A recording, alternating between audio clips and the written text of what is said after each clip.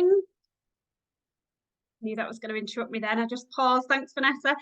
So this is our session 2, following on from session 1, which was more focused around early reading and looking at strategies to support children in early years. This session is going to be focused on following on from early reading, but more a focus on vocabulary. So today we're going to look at the importance of vocabulary, and we're linking obviously that to early reading. We're going to be considering relevant research, looking at some recent reports and thinking about what the priorities are for vocabulary moving forward. We're going to look at the word gap and implications of that as well. We're going to look at and recap. I know some of you, if you're on EYITT, have looked at high quality interactions already, so we'll be recapping on for you, but reflecting on the importance of those high quality interactions within practice. And we're going to be sharing best practice, sharing examples of best practice in early years. When we're thinking about vocabulary, how do we plan for it, implement it, map it out? How do we plan for progression?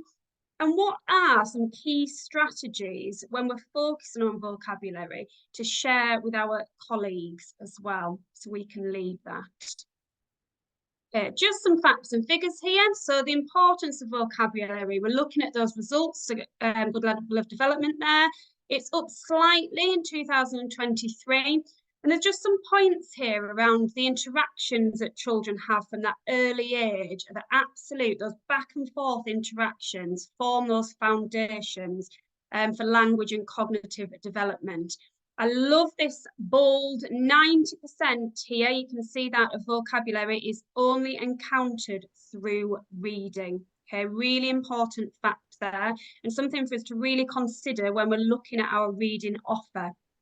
We know since COVID, we've had a massive increase in referrals for communication and language, and also the impact of that. So you can see here that vocabulary relates to that academic success. And we'll talk about the word gap and what the implications of that can look like for some children. The development of children's spoken language underpins all 7 areas of learning and development. So those interactions and our interactions, those back and forth, serve and return interactions, form those foundations. The number and the quality of the conversations children have with adults and peers throughout their day in that language-rich environment is absolutely crucial. So by us as practitioners and teachers commenting on what children are interested in doing, echoing back, modelling it, adding new vocabulary, all of that in turn building that language bank, that vocabulary bank, as well as reading frequently to children, engaging them in stories, non-fiction, rhymes, poems. We always go back to poems, don't we? And providing them with an extensive opportunities in different contexts as well to embed new words that they come across and new words that we're teaching them. Through conversation, provision, storytelling, role play, again, with us supporting and modelling them, questioning them, allowing them to elaborate, children become confident and comfortable using that rich range of vocabulary and different sentence and language structures. Okay. So just to note, we will be looking at different research reports, but the Ofsted report 2023, when we're looking at those priorities moving forward, this was post-COVID, and it looked at the impact of the pandemic. We know those gaps. It's clear where children have fallen behind and the difficulties that we have faced and do face. But moving forward, the priorities, and I know, again, everyone's working on this really hard, but around creating more opportunities for interaction and to develop those social skills. We've really refocused our curriculum. We talked about this in session 1 around language and communication, what our offer is there. We're upskilling our practitioners in this area too, and really making sure that our universal offer in our settings, in our school, is really focused on that language and communication development. And making sure that we're creating more opportunities for staff to read to children. Okay, we're modelling that language, we're modelling that sentence structure, we're revisiting. Okay, we're practicing and revisiting, using those words again and again, so children are becoming confident at using them independently. Okay. This book, if you've not seen it, is absolutely fantastic. It's called Bringing Words to Life. All around vocabulary. It's perfect for early years as well as primary age children. But do have a look at it, because there's lots and lots that I've used and picked out of for this session. But some fantastic resources, lots of different ideas there around what that vocabulary instruction looks like in practice. So just a bit of a signpost there. You've not seen it, and I will keep referring to it throughout today's session. Okay. When we look at the reading framework, and again, this is the Ofsted reading framework summary, you can see that talk and interaction, and this is a summary by Mark Hayes. I always use these. I'm sure you're familiar with me always name dropping Mark Hayes into my sessions. But just a really lovely visual summary around the reading framework, and in particular this talk and interaction. We use this in session 1, so you can see the bits that we picked out last time in terms of stories and books and choosing books and what our environment should look like. But you can see here that the importance of talk and that vocabulary through talk is really highlighted in this summary. So you can see one of the main bits around the importance of talk is having high quality talk and a language rich environment. They are central to developing literacy. Also, the quality of adults' interactions with children affects their vocabulary acquisition and cognitive development. So developing pupils' spoken language is integral to all subjects in the national curriculum and EYFS, so that they can articulate their understanding, develop their knowledge, and build the vocabulary they need to support their learning. Okay, so if you've not seen that already, if you've not seen that summary report, do have a look at it. You can read the full report online, or the summary from Mark Hayes is really useful. It's really useful to share with colleagues as well, and they do it in like printable posters as well, so you can just get the key themes there. I want to touch upon the EYFS and what the expected level of development will look like, what we're aiming towards at the end of reception. And I want to touch upon listening, attention and understanding, and also speaking. So you can see here that children at the expected level of development, and this is what they should be able to do, they will be able to listen attentively, respond to what they hear with relevant questions, comments and actions when being read to and during whole class discussions and small group interactions, make comments about what they have heard and ask questions to clarify their understanding, and hold conversation when engaged in back and forth exchanges with their teacher and peers. For speaking, the early learning goal states that children at the expected level of development will be able to participate in small group, class and one-to-one discussions, offering their own ideas using recently introduced vocabulary. And we're going to keep coming back to that phrase, recently introduced vocabulary. That is taught vocabulary, discreetly taught and modelled by us. Offer explanations for why things might happen, making use of recently introduced vocabulary from stories, non-fiction, rhymes, poems where appropriate. And again, you can start thinking about your questioning skills there. We'll touch upon that as we go through.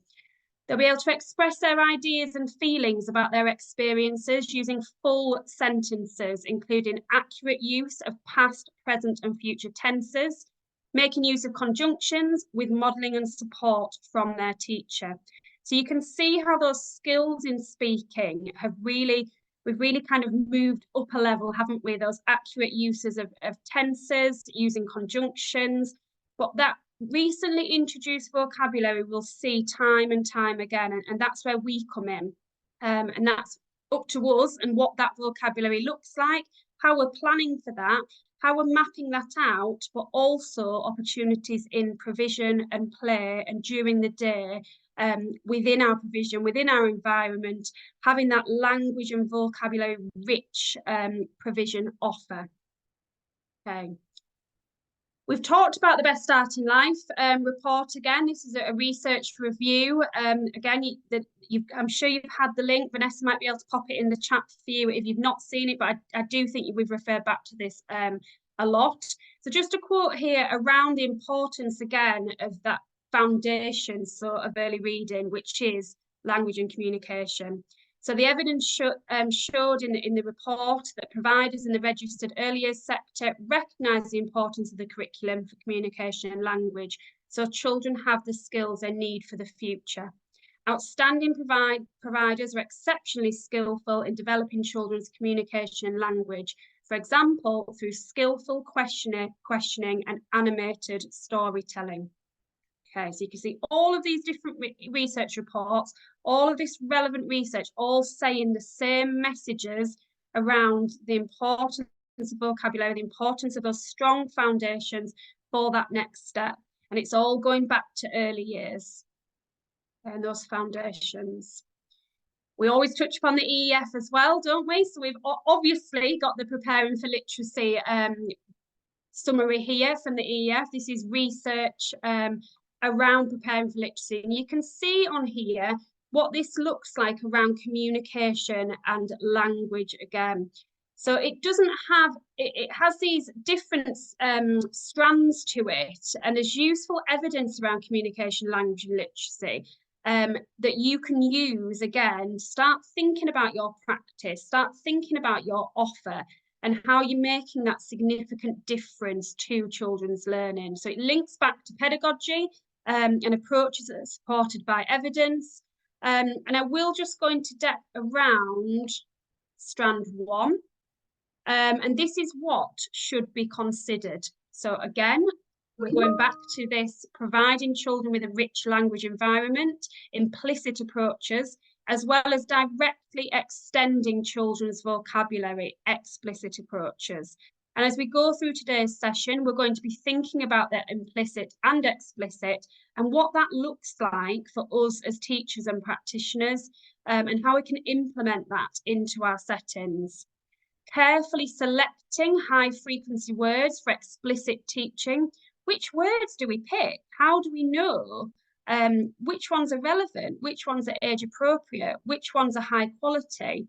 And again, I'm going to give you some tips and tricks later in selecting words and what that looks like. So we're extending children's vocabulary range.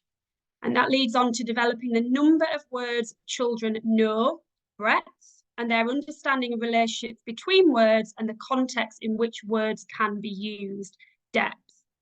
And providing multiple opportunities to hear and use new vocabulary. So we talk about this multiple exposures, multiple teaching opportunities, multiple opportunities to hear and have adults model that language and use it, but also for them to practice that language too. Okay. So lots of different relevant research there, lots of kind of dipping in and out of, but again, a very similar message from all of them. What I want to touch upon now is the word gap and what challenges we are facing with some of our children that are coming into setting or starting school with a disadvantage. So we're going to meet some children now. This is Sophie. Sophie's parents, and these children are both preschool, okay? Sophie's parents talk a lot with her. They go about as they go about their everyday lives. They talk about things they see and do, and about every story they read to her. They listen and respond to Sophie's many comments, observations, and questions, helping her to understand new vocabulary, concepts, and ideas. By 3, Sophie's heard over 33 million words, including synonyms and a range of syntax. She's had 1,700 hours of story times, knows many nursery rhymes and fairy tales, and in particular has favourite stories she asks for again and again. Okay. And then we've got little Harvey. But Harvey's parents don't talk much with him, nor did their parents talk much with them. The 9 million words he's heard by the age of 3 are of more of a limited range and are mostly instructional. He's had 25 hours of story times. And what we're going to look at now is the difference between Sophie and Harvey when they start getting to school age, and the difference and that word gap that we are seeing so frequently in our settings, in our schools. So at 3, Sophie is 24 million words and 1,675 story hours ahead of Harvey. The gap between them grows wider every year. Okay, and that's making it harder for Harvey to understand and learn at school. Even when teachers are teaching Harvey to read, he's going through the phonics program, and he'll pick that up quickly. The issue is he will struggle to understand many of the words that are on the page in his books and that are being used. Okay, so he's not got that comprehension of language there. Now, our aim as teachers and early years teachers is to provide children with that breadth and depth of vocabulary that they will need so that they can understand the books that they'll soon read for themselves, and they can be part of conversations and discussions that they're going to have with their teachers and friends. And that means that we need to plan really specifically and really systematically for vocabulary, as well as our reading offer. This has to underpin it, okay? That gap will only widen. And it's up to us as early years practitioners, early years teachers, to try and close that gap as much as we can in those early years. Again, a really good book here, Why Closing the Word Gap Matters. Do have a look at it if you've not seen this. It's really loads of information in it, but also, again, about why it matters, why we need to close the word gap, but it also looks at the long-term impact here as well. So we can see here that there's some quite scary statistics and quite scary quotes here. Around poor vocabulary skills, twice as likely in future to be unemployed, and children with vocabulary difficulties at age 5 are 3 times as likely to have mental health problems in adulthood. So not just that educational side as well, as we move through, it can have a long-term impact if we don't get this right, if we don't get our early years offer right for our children. Okay. So what can we do about it? What are our next steps? How do we implement this offer? How can we support children to take part in conversations, to extend their vocabulary, to plan for vocabulary? What does that look like? So we've got some questions here, and we are going to have a little bit of time in a breakout room. I know it's a short session, but I do want you to have some opportunities to discuss this in your own settings and your own practice. You are always the experts. So what skills do you use to engage your children in high quality interactions? How do you encourage back and forth interactions? What strategies do you use? And how do you specifically plan to develop and extend children's language? Okay. So you might want to use some of the resources that I've suggested in terms of the reading framework or the report summary to look at that, what is suggested out there. Or you might be really confident in this area and you might have a really well-established and embedded curriculum all around communication and language that has a really strong offer around how you've planned and mapped that out. So you've got that exposure already. Vanessa, would you set me up some breakout rooms, please? Yep. Just 4 or 5 in a group. We'll have just 8 minutes on this, I think, and it's just, again, a chance for you to discuss these questions. I will post these questions in your breakout room so you can see the slide, and then we'll get some feedback just in the chat as we come out. We don't have very long to, unfortunately, to share as we come out again. So Vanessa's going to set those up. Yeah. Okay, thank you, Helen. So, just wanted to show this table here around, it's a model of the language system and it's required for effective communication. So this is by Bloom and Leahy, and it talks around communication is more than just words. It's more than just vocabulary. Vocabulary does at age 5. It's the most important factor affecting literacy at age 11. So it's super important, but actually it's more than just words. So children develop the content or vocabulary aspect of this diagram through high quality interaction in play and natural opportunities, those interactions and everyday activities, as we've already mentioned, through sharing books with adults and also through systematic teaching. So there's kind of that almost holistic approach here. But when we look at this phonology, semantics and pragmatics, it's different areas, and these different tables have to come together for us and children to have a really in-depth understanding around those words or sentence structures and those different, that rich vocab. So look at those different aspects and think, how are we ensuring that we are teaching that development? How are we ensuring that these different aspects of communication is taught and there are opportunities to develop that? So we know that high quality interaction, high quality talk in a language rich environment is central to the approach of developing literacy. And there's a quote here, and this is from the Ofsted report, that language provides the foundation of thinking and learning. It has to be prioritised, but those high quality adult-child interactions are really important, and sometimes described as talking with children rather than just talking to children. So I want us to think about and recap for some of us what those interactions should look like, but also when we're teaching vocabulary, what are the different kind of words that we want children to be exposed to and that we are going to teach discreetly. So when we're teaching vocabulary and we're choosing our words, and these are words that we're going to practice, we're going to revisit, often linking them to stories and books, and then putting that in our provision, putting it in our play so children can practice that independently. So these are tier words. If you've heard of these already, primary ITT might be more familiar with this approach, and this is just one approach to this.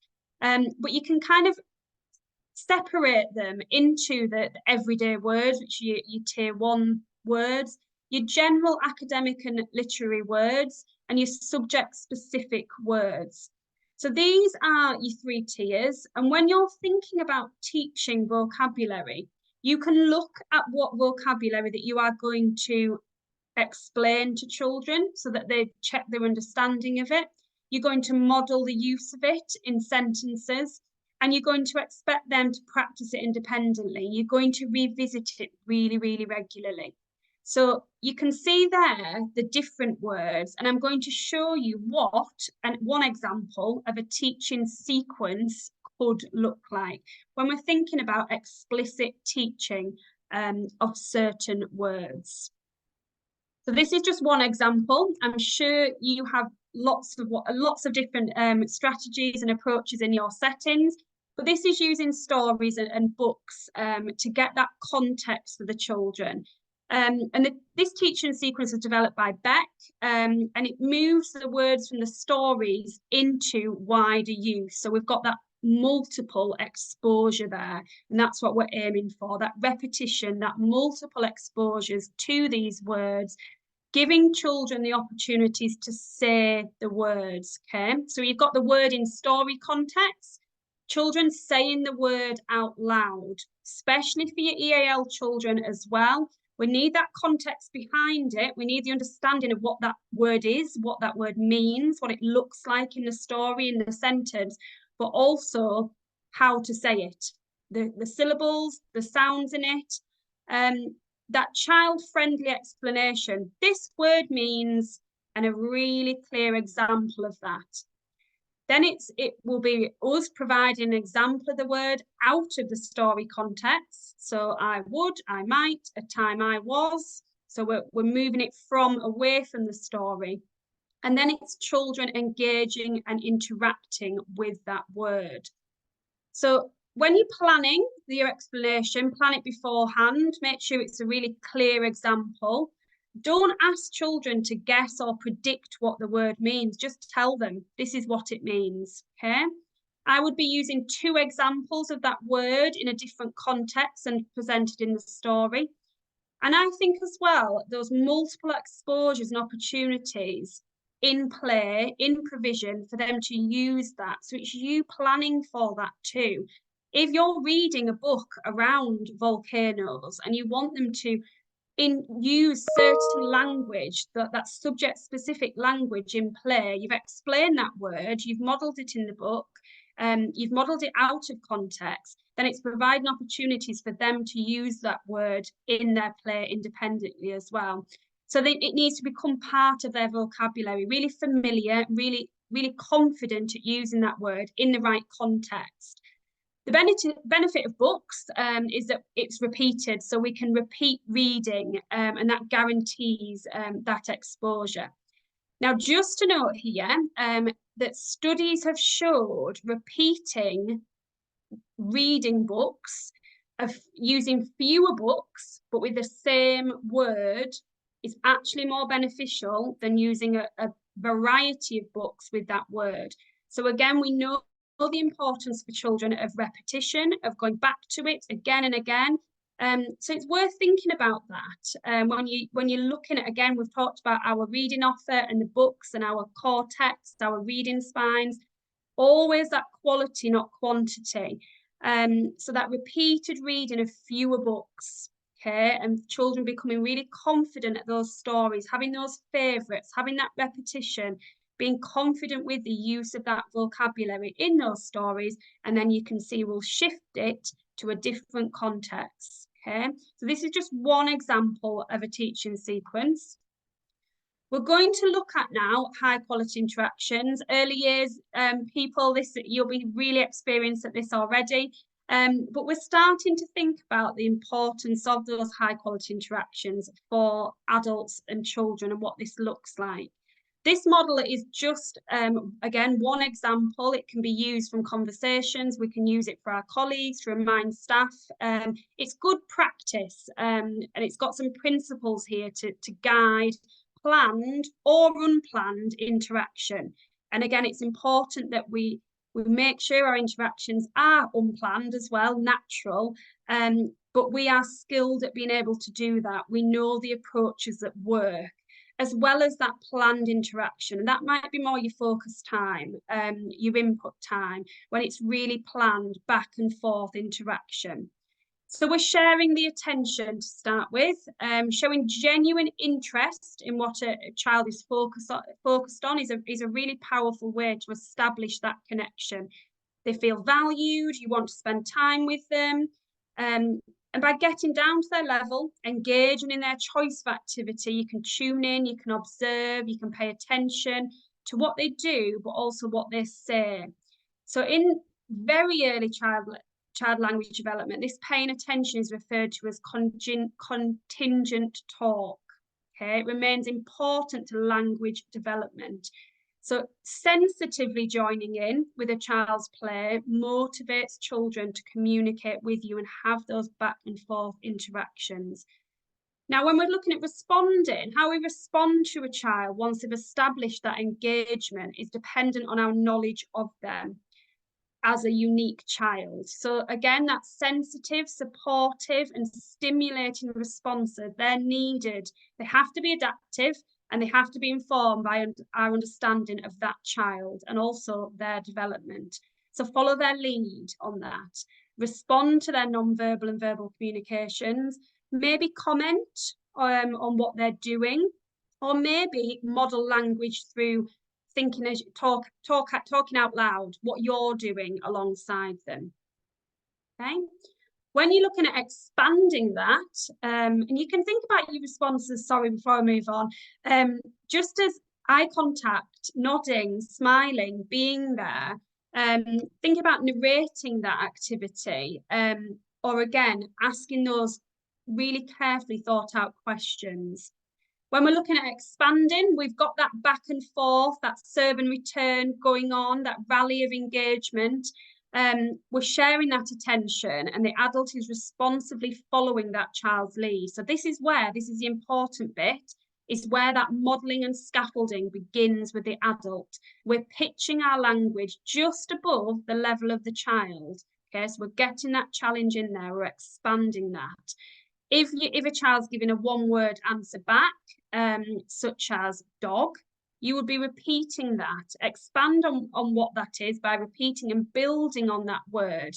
Add more words, make it into a sentence. Yes, it is a dog. It's a big, friendly brown dog. And then they're hearing that back. Similarly, if children say words or a sentence that is in the incorrect tense or pronounced wrong, you would then model that back as a correction.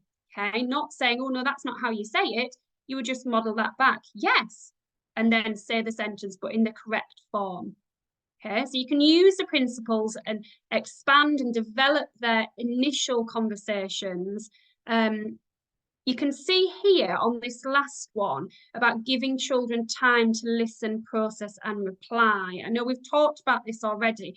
That's a really important aspect of these back and forth in interactions here, that children have time to process what you've said, or if you've asked them a question, they've had time to listen, but also they've then had time to think of their answer and be able to reply.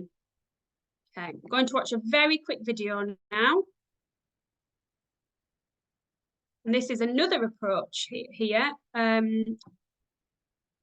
Oh, sorry, this is one we've discussed here, and it's just a video of what that looks like.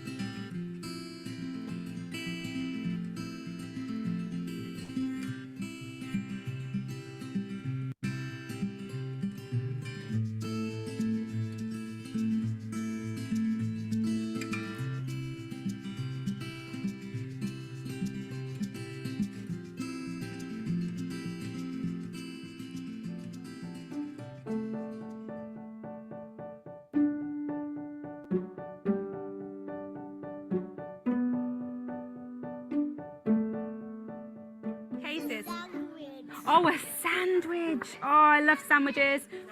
That smells good. Yeah, because it got some orange to make it yummy and sweet. It's got some orange peel inside to make it yummy and sweet. I can smell the peel of the orange. It smells delicious. Yeah, but you I like orange. I like orange and banana. Yeah, we can see the peel in the dough.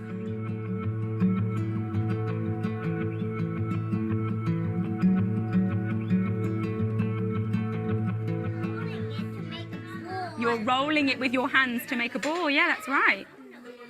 Yours is quite a small ball. I'm just doing a very big. You can make it bigger, can't you? You could add some more dough and make it bigger.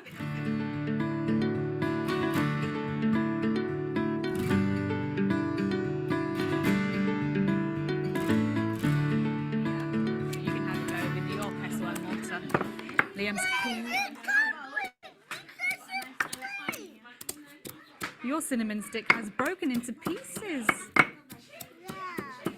We see how Rahima pays close attention to what Liam is interested in.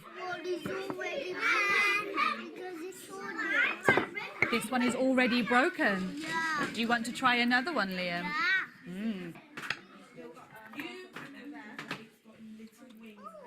You're twisting the lid. And it's open. Now, what's this? What's this? Good question, Liam. Should we sniff? He is fascinated by the pestle and mortar and what happens when he uses it to break up the cinnamon stick. This is a spice, Liam, called cloves. But it's not going to break either. It's not going to break either. She responds to Liam's excitement and comments on what has happened. She follows his lead, tuned into his interest in exploring what happens with the pestle and mortar. I'm going to have a go, Liam. That's not going to work. Can you see how I'm going to crush it using the pestle? Crush.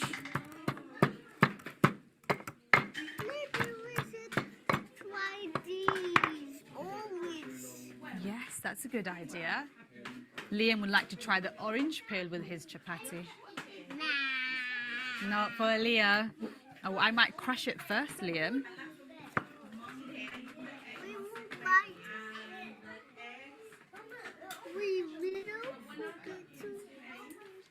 Oh, you can really smell the orange coming out of it now that I've pressed it. So sweet. So sweet. Liam likes the orange peel smell. Yeah. You like it? Yeah. Not for Leah. You can see the examples there within that sequence. There are some more on the screen here. And again, it's thinking about what approach you use yourself and your practitioners, your colleagues too, to support that back and forth interaction. Do you follow that sequence? Do you feel skilled and confident in this area? Do your colleagues too? This is taken from EEF, Preparing for Literacy, and it's got some prompts here that I think are really useful to share. So lots of different points that we've already talked about, but there's making links here, there's posing problems, explaining, we've talked about modelling thinking, imagining, recapping, narrating that activity. Lots of different strategies here for us to ensure we're having those high quality interactions. How are we finding time for this with our key children, with our focus children, with our smaller groups as well, with our target children who we know need more of that high quality interaction, need more of that back and forth? And how could you use these prompts to support that for you and your colleagues? So again, do have a look at those, but I really like this because it's really simple.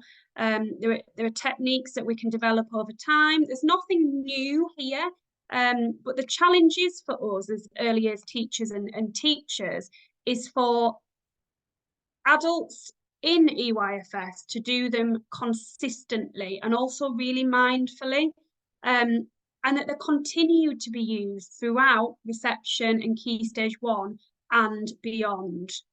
Okay, remembering that pause time as well, up to 6 seconds for a response. Okay, it's longer than you think when you're having that back and forth interaction.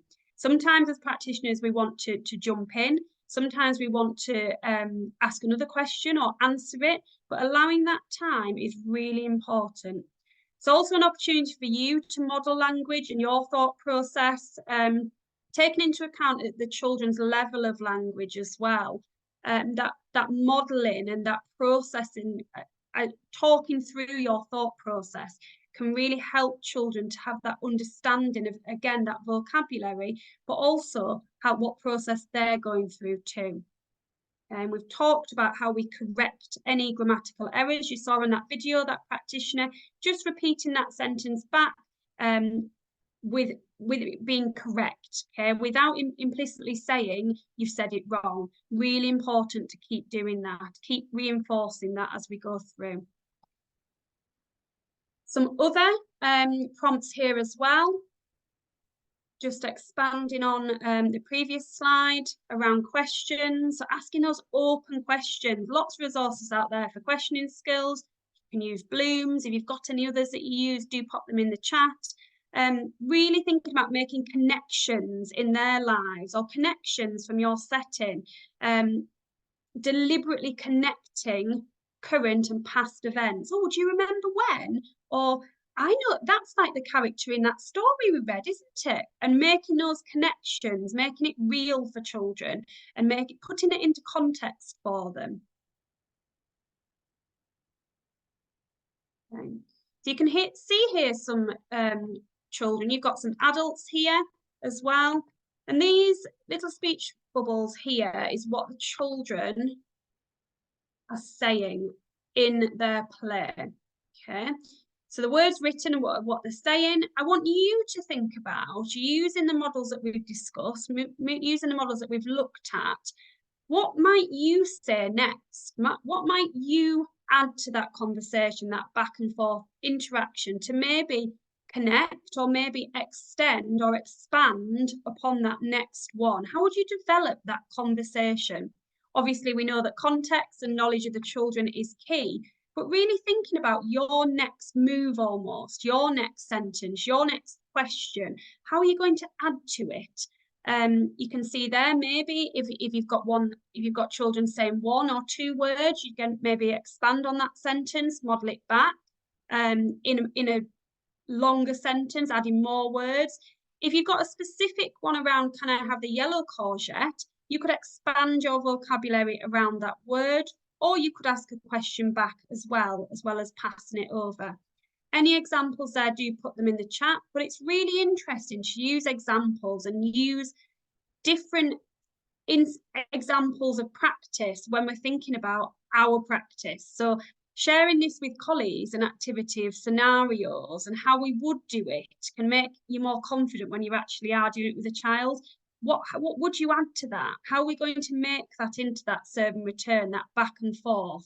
Remembering those pauses, but remember we're focusing on those high quality interactions and that vocabulary development there.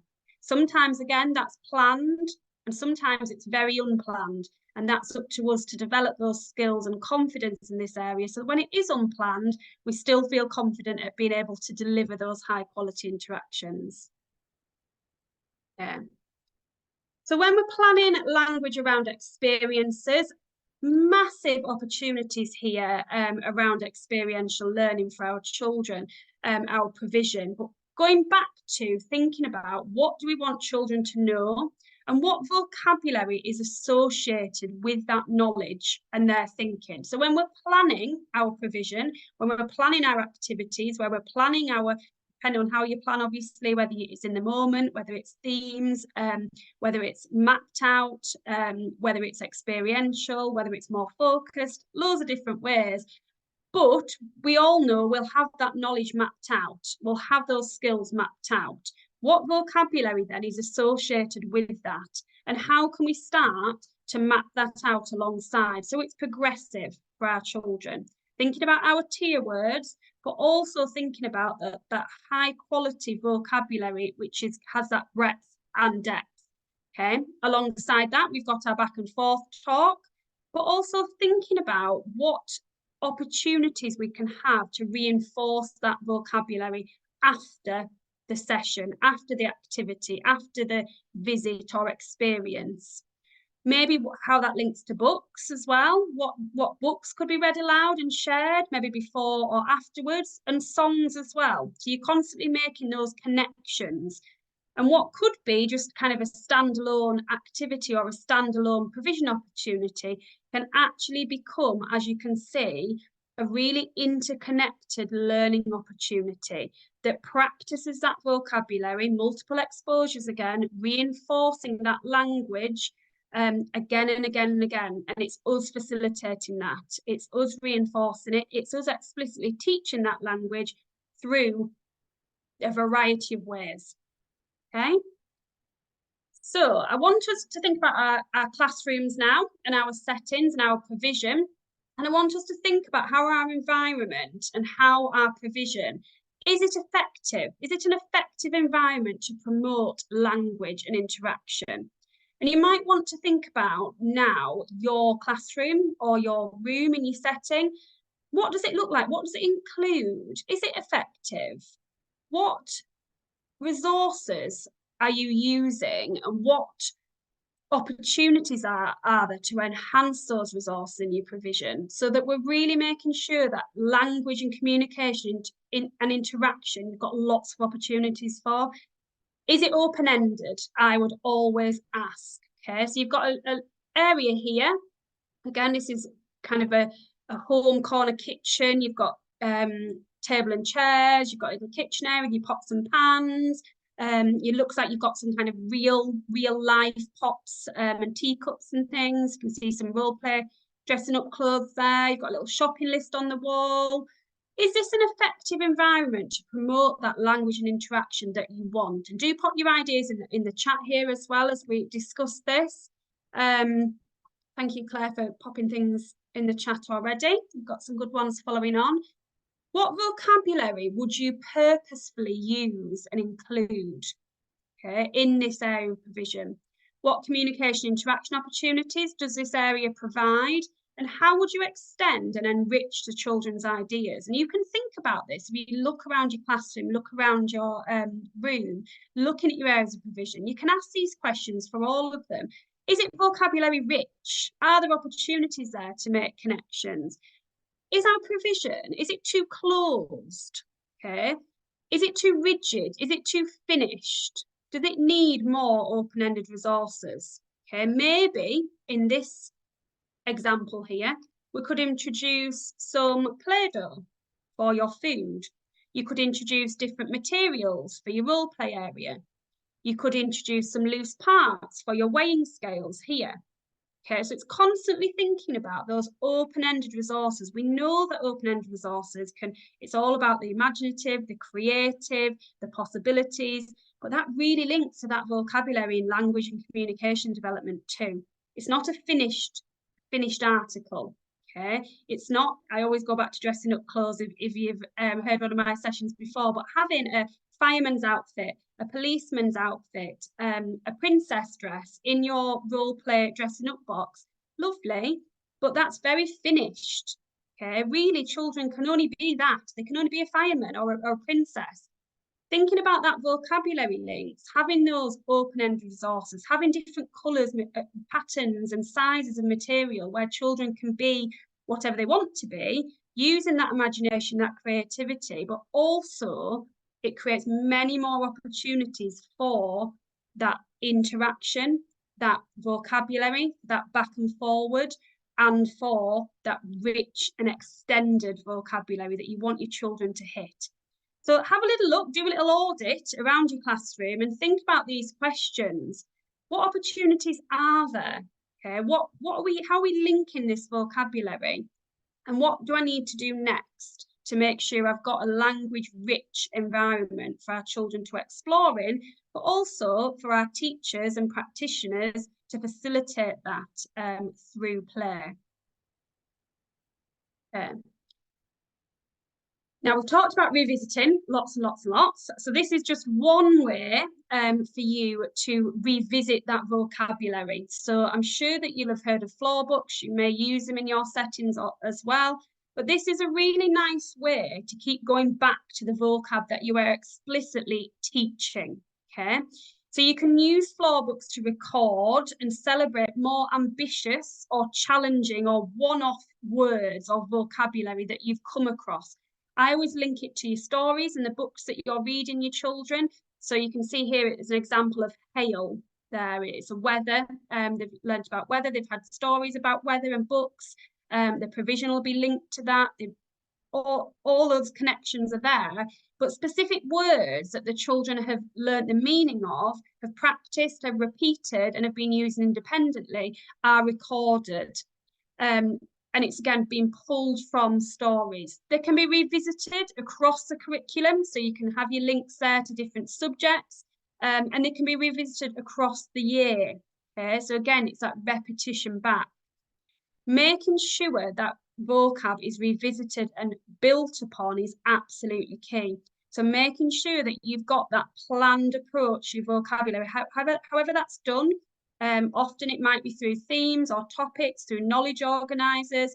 If you're in the moment planning, it's really thinking about what maybe key themes are there or interests and planning maybe more individually. It's obviously knowing your children and your context as well, but it's making sure you are explicitly teaching this vocabulary. It's not just your back and forth interactions, really important part of it, but it's also that explicit teaching as well.